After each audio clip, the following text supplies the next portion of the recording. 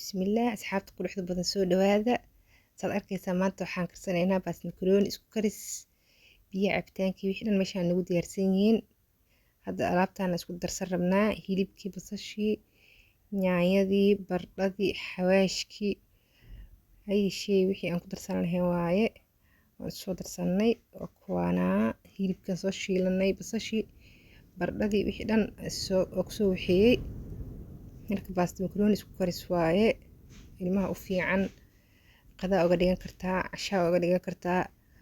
maasha Allah baasta caadi ahayn waaye isku karis oo la shiilay adana hadaba kana baastadii ayaan ku soo shubanay intaan ayaan isku shiilayaa baasta makaroonida marka la shiilo insha Allah tacaala isla arki doonaa baasta inaba caadi ahayn waaye waad ka heli doontiin soo dhawaada asxaabta quruxda badan marka saan u shiilo waxaan rabaa biyo inaan ku shubto kabacdi aan isku soo laabano si ku soo baxdo aan isla arki doonaa marka waa kana biyo dabkiisa saaran biyaan ku shuban doonaa marka ku shubano isla arki doonaa biyaan ku shubanaynaa bas makarooni soo tijaabiya ilmaha u fiican tahay aad iyo aad ugu fiican tahay marka waa kana biyo aan ku shiishtay ilma wadaagin kaamiradan ay daaranta u maleynaayo ma ii daarneen hadda waa kana baastada sidan quruxda badan ay ku soo baxday weena soo karta baastadayna waa noo bisaal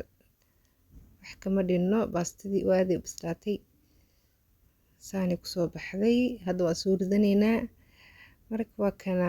sidaan quruxda badan ay nagu soo baxday baasta inaba caadi ahayn oo isku karis la shiilay marka soo tijaabiya insha Allah ka bogasho wacan soo dhawaada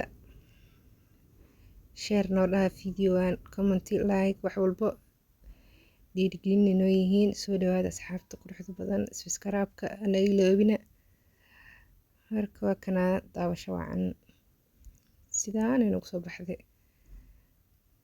soo tijaabiya ka bogasho wacan wassalaamu calaykum waraxmatullaah wabarakaatuh